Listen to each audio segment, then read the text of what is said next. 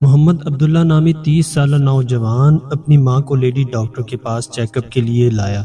لڑکے کی ماں چیک اپ کے لیے بیٹھنے کی بجائے اٹھ کر ادھر ادھر چلی جاتی۔ وہ بار بار اپنی چادر اتار پھینکتی، لیکن اس کا بیٹا پیار کے ساتھ اسے بہلاتا اور اس کی چادر درست کر دیتا۔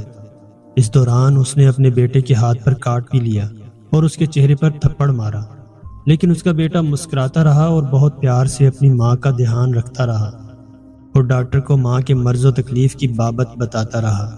ڈاکٹر نے اس لڑکے سے پوچھا کہ یہ عورت کون ہے، تو اس نے جواب دیا، میری ماں۔ تب ڈاکٹر نے اس سے پوچھا کہ اس کی یہ حالت کب سے ہے؟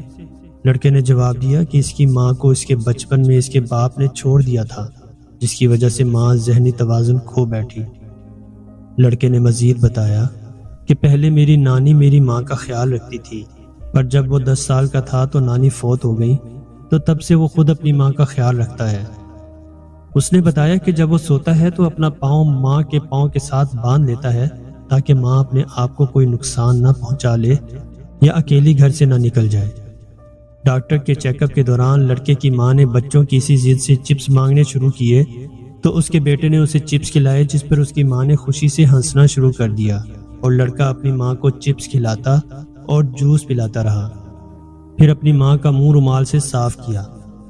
ڈاکٹر نے کہا، یہ آپ کی ماں ہے لیکن آپ کو نہیں جانتی؟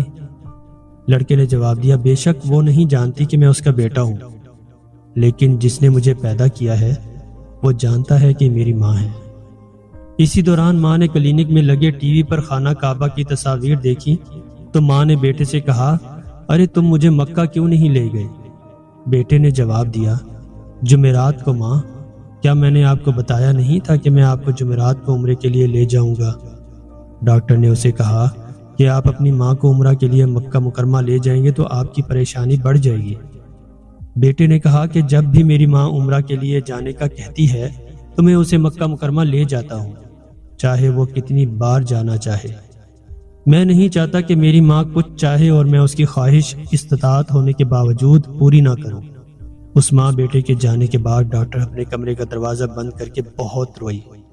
ڈاکٹر نے یہ واقعہ بیان کرتے ہوئے کہا کہ میں نے والدین کے حقوق کی بابت بہت کچھ سنا اور پڑھا، لیکن اس لڑکے کی طرح ماں کی خدمت کرتے پہلے کبھی کسی کو نہیں دیکھا۔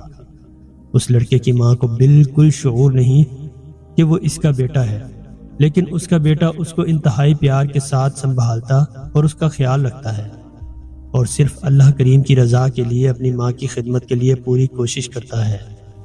حالانکہ وہ اسے مینٹل ہسپتال داخل کرا سکتا تھا، لیکن اس نے اپنی ماں کی خدمت اور اس کی دیکھ بھال خود کرنے کا انتخاب کیا تاکہ جنت کا دروازہ اس کی زندگی اور اس کے بعد انشاءاللہ کھلا رہ سکے۔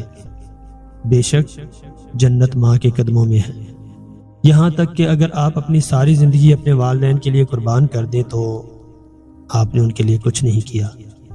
اے ہمارے رب، مجھے اور میرے والدین کو اور ہم سب کو اس دن معاف کر دینا جس دن حساب قائم ہوگا۔